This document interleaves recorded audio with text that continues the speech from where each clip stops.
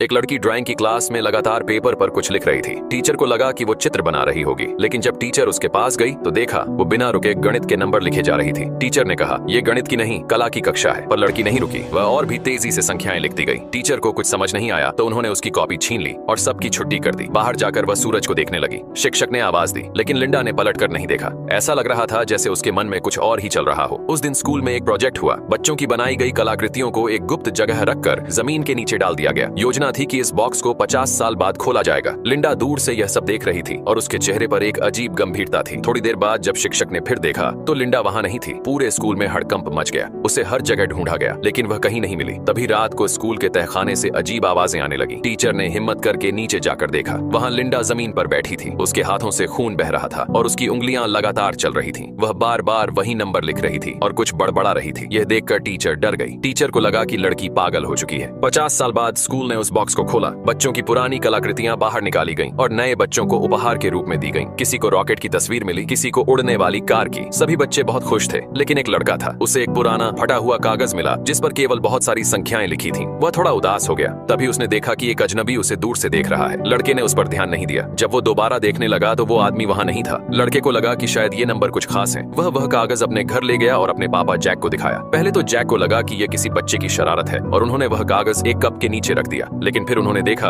एक नंबर था 911296। उन्होंने इस नंबर को 11 सितंबर 2001 की तारीख और 2996 मौतों से जोड़ा। यह एकदम सही बैठा। जैक को यह कोई संयोग नहीं लगा। उन्होंने पूरे पन्ने को ध्यान से पढ़ना शुरू किया। उन्होंने देखा कि हर नंबर किसी बड़ी दुर्घटना की तारीख और मौतों की संख्या से मेल खा रहा था। लेकिन उसके बाद कुछ और नंबर लिखे थे, जैसे कूप, नर्ड, नेट्स, जो शायद कुछ जगहों के नाम हो सकते थे। अगली सुबह जैक एक खगोल शास्त्री दोस्त के पास गया, लेकिन दोस्त ने इस बात को मजाक में उड़ा दिया। जैक ने कहा कि 3 और दुर्घटनाएं बाकी हैं। अगली घटना कल होगी, जिसमें 81 लोगों की मौत होगी। रात को जैक ने टीवी पर न्यूज देखी, लेकिन कोई खबर नहीं आई। वह अपने बेटे को स्कूल से लेने निकला, पर ट्रैफिक में फंस गया। तभी उसे एहसास हुआ कि वह उसी जगह पर है जो संख्याओं में बताई गई थी। उसने कार रोकी और देखा कि एक विमान दुर्घटनाग्रस्त हुआ है। वह दौड़कर मदद करने पहुंचा। तभी एक जोरदार विस्फोट हुआ और कई लोगों की मौत हो गई। अब जैक को पूरी तरह यकीन हो गया। जो कुछ भी लिंडा ने 50 साल पहले लिखा था, वह सब भविष्यवाणी थी। हर हादसा, हर मौत, सब पहले से लिखा हुआ था। सबसे डरावनी बात यह है, लिंडा को यह सब किसने बताया? क्या कोई अदृश्य शक्ति उसे भविष्य दिखा रही थी? और क्या आने वाली 2 घटनाएं भी वैसे ही होने वाली हैं?